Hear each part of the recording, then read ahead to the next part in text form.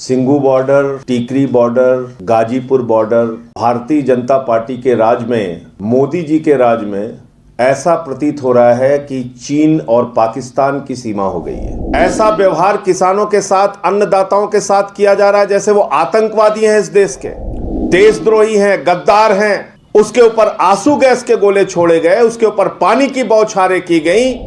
पिछले 75 दिनों से किसान आंदोलन पर है। वो इन तीनों काले कानूनों को वापस कराने के लिए पिछले 75 दिनों से बैठे हैं। लिया 165 किसानों ने अपनी शहादत भी दे दी। कमजोर को दबा के उन पे जुल्म ढाना, फिर नियत ये तेरी बेनकाब करेंगे, मजलूमों के दिफा के हम असबाब करेंगे।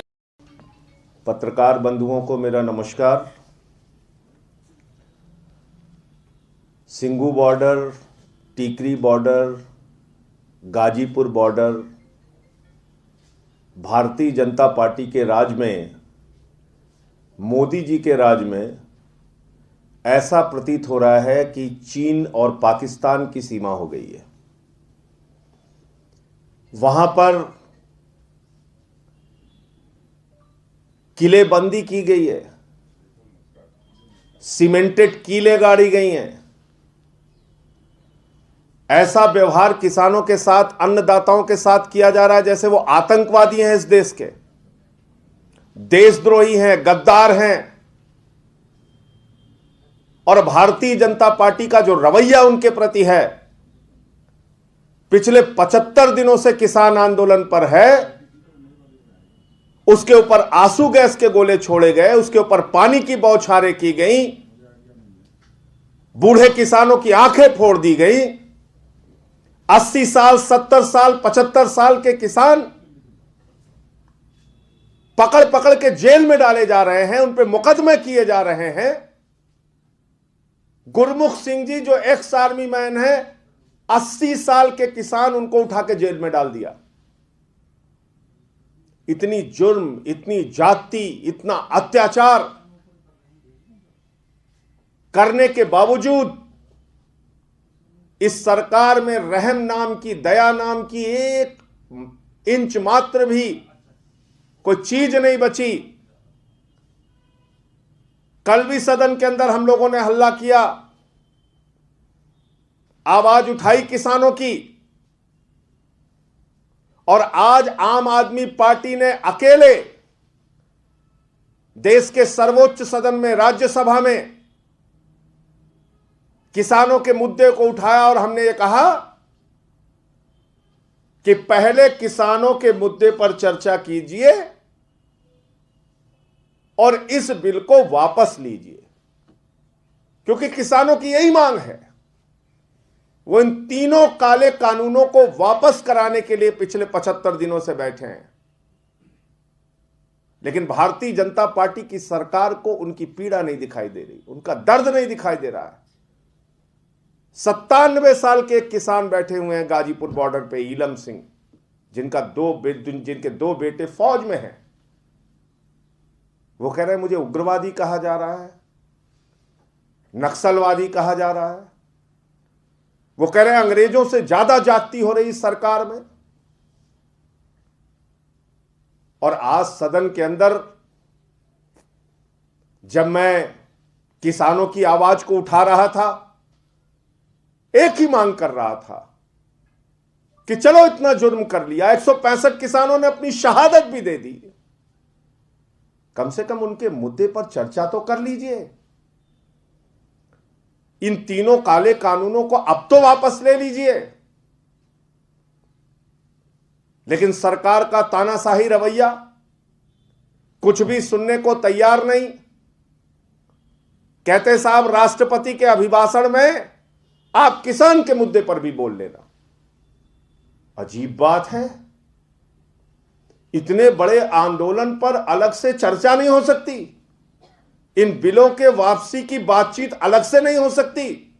राष्ट्रपति के अभिभाषण में तो 50 मुद्दे रहते हैं। कह रहे हैं उन 50 मुद्दे पे बोलिए और उसमें किसान पर भी बोल लीजिए। ऐसा आखिर क्यों? और अकेले आम आदमी पार्टी ने इस विषय को उठाया। हमने कहा पहले संसद में किसानों के मुद्दे पर चर्चा होनी चाहिए, पहले संसद में तीनों काले कानूनों के वापसी पर चर्चा होनी चाहिए, पहले संसद में किसानों को देशद्रोही कहे जाने और गद्दार कहे जाने और आतंकवादी कहे जाने पर चर्चा होनी चाहिए, पहले संसद में 165 किसानों की शहादत पर चर्चा होनी चाहिए। लेकिन सरकार ने हमारी बात नहीं सुनी। और जब आज चेयरमैन साहब बार बार आम आदमी पार्टी के सांसदों पर कार्रवाई करने की बात कर रहे थे, तो उन्होंने नेता विपक्ष और कांग्रेस पार्टी के नेता आदरणीय गुलाम नबी आजाद जी से भी कहा कि आर वी हेल्पलेस। तो मुझे अफसोस हुआ कि कांग्रेस पार्टी के नेता एलओपी सदन के अंदर आदरणीय गुलाम नबी आजाद जी ने कहा कि हमने जो कहा था, जो तय किया था, हम उसके साथ खड़े हैं। मैं पूछना चाहता हूं, कांग्रेस और बीजेपी ने आपस में क्या तय किया है? आपस में तय करके वो क्या करना चाहते हैं? किसानों को न्याय कैसे मिलेगा? क्या डील हुई है? क्या बातचीत हुई है? क्या आपस में तय कर लिया है? क्या कांग्रेस इस बात से सहमत नहीं कि किसानों के मुद्दे पर अलग से चर्चा करके तीनों काला कानून वापस होना चाहिए? क्या कांग्रेस इस बात से सहमत नहीं कि किसानों के मुद्दे पर, उनके ऊपर हुए जुल्म और उनके ऊपर हुए एफआईआर के मुद्दे पर अलग से चर्चा होनी चाहिए? राष्ट्रपति के अभिभाषण में 50 मुद्दों पर चर्चा के साथ एक मुद्दा किसान का चर्चा कर लो, इससे ज्यादा हास्यास्पद और इससे ज्यादा लोकतंत्र में तानाशाही का कोई उदाहरण नहीं हो सकता। तो आज जो सदन की कार्रवाई है और चेयरमैन साहब ने एलओपी साहब से जो सवाल किया कि क्या सदन आम आदमी पार्टी के लोग नहीं चलने देंगे, उस पे जिस भरोसे के साथ आजाद साहब ने भरोसा दिलाया कि जो हम लोगों ने तय कर लिया है हम उसी के साथ खड़े हैं, तो मैं पूछना चाहता हूं कांग्रेस और बीजेपी ने क्या तय किया है? आज वहां 3-3 सांसदों को मार्शल उठा के हम लोगों को जबरदस्ती करके बाहर ले जा रहे हैं और पूरी की पूरी कांग्रेस पार्टी खड़े होकर तमाशा देख रही है। कोई आवाज निकालने के लिए तैयार नहीं। ये क्या है?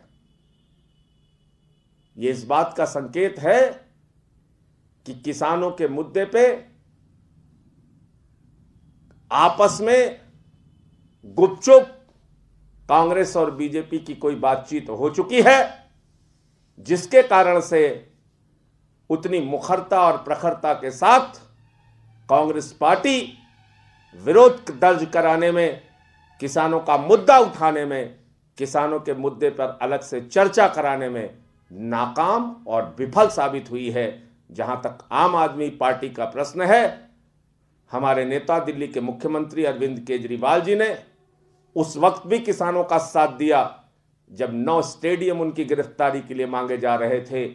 उस वक्त भी साथ दिया जब उनको पानी की, बिजली की, वाईफाई की, उनके बीच में जाकर उनको सहायता करने की जरूरत थी।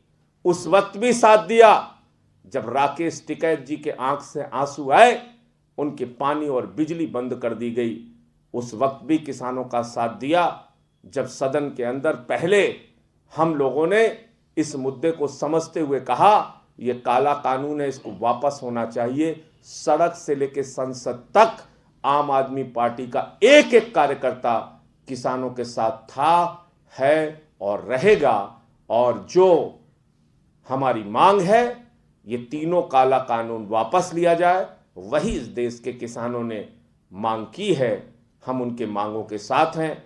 और आज जिस प्रकार से जिंद की महापंचायत में राकेश टिकैत जी ने साफ तौर पे कहा कि कांग्रेस की पंजाब की सरकार ने कहीं ना कहीं केंद्र की भाजपा सरकार का साथ देने का काम किया, यही बात हम लोग एक नहीं 1000 बार कह चुके हैं कि कैप्टन अमरिंदर सिंह की सरकार दरअसल भारतीय जनता पार्टी के इशारे पर नाचने वाली सरकार है। मोदी और अमित शाह के इशारे पर घुटना टेक कर काम करने वाली सरकार है। वो बात आज किसान नेता राकेश टिकैत जी ने भी कहा।